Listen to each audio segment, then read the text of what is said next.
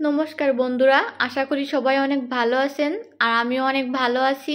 আপনারা আমার নাস্তার রেসিপিগুলো অনেক বেশি পছন্দ করেন, এজন্য আরও একটি মজার নাস্তার রেসিপি নিয়ে হাজির হয়ে গেলাম। নাস্তাটি তৈরি করা কিন্তু খুবই সহজ আর ঘরে থাকা অল্প উপকরণ দিয়েই কিন্তু নাস্তাটি তৈরি করে নেওয়া যায়। আর এই নাস্তাটি ছোট থেকে বড় সবারই খেতে কিন্তু অনেক বেশি ভালো লাগবে। নাস্তাটি তৈরি করার জন্য আমি এখানে 2 পিস পাউরুটি নিয়েছি। এবার পাউরুটি 2 পিস ছোট ছোট টুকরো করে কেটে নেব। আপনারা চাইলে পাউরুটির পাশের যে ব্রাউন অংশ সেটা বাদ দিয়ে দিতে পারেন। পাউরুটি 2 পিস আমার কেটে নেওয়া হয়ে গেছে। এবার আমি ব্লেন্ডারে ব্লেন্ড করে নেব। পাউরুটিগুলো ব্লেন্ডারে ভালো করে ব্লেন্ড করে নিয়েছি। এবার আমি একটি প্লেটে ঢেলে নেব। পাউরুটিগুলো খুব বেশি ব্লেন্ড করে নেওয়ার প্রয়োজন নেই, আপনারা দেখেই বুঝতে পাচ্ছেন যে আমি কিভাবে ব্লেন্ড করে নিয়েছি। এবার এই পাউরুটির গুঁড়া আমি এক পাশে রেখে দিয়ে অন্য একটি পাত্রে 2টা আলু নিয়ে নেব। এবার এই 2টা আলু আমি হাত দিয়ে ভালো করে মেখে নেব। আর এই 2টা আলু কিন্তু আমি ভালো করে সিদ্ধ করে নিয়েছি।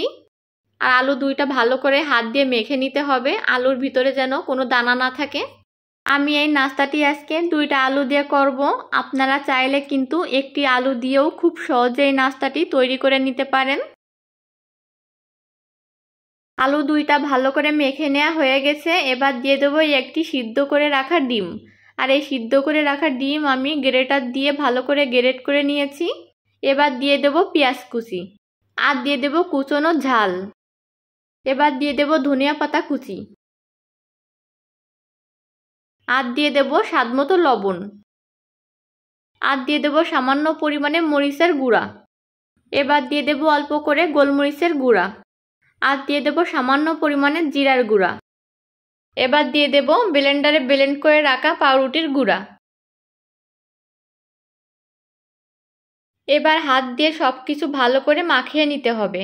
এবার হাত দিয়ে ভালো করে মাখিয়ে আমি একটা শক্ত ডো তৈরি করে নেব। আবার ডো খুব বেশি শক্ত করে তৈরি করে নেওয়া যাবে না।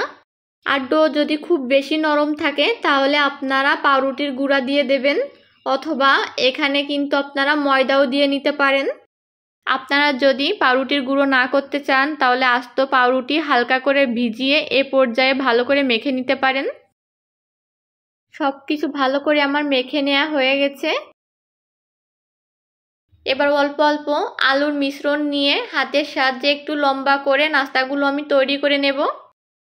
আমি নাস্তাগুলো একটু লম্বা করে তৈরি করে নেব। আপনারা চাইলে কিন্তু নাস্তাগুলো গোল করেও তৈরি করে নিতে পারেন, কিংবা আপনাদের পছন্দ মতো শেপ দিয়েও কিন্তু নাস্তাগুলো তৈরি করে নিতে পারেন।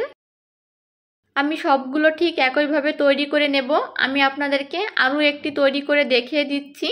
তৈরি করা কিন্তু খুবই সহজ, আপনারা একটু ভালো করে খেয়াল করলে কিন্তু বুঝতে পারবেন যে আমি নাস্তাগুলো কিভাবে তৈরি করে নিয়েছি।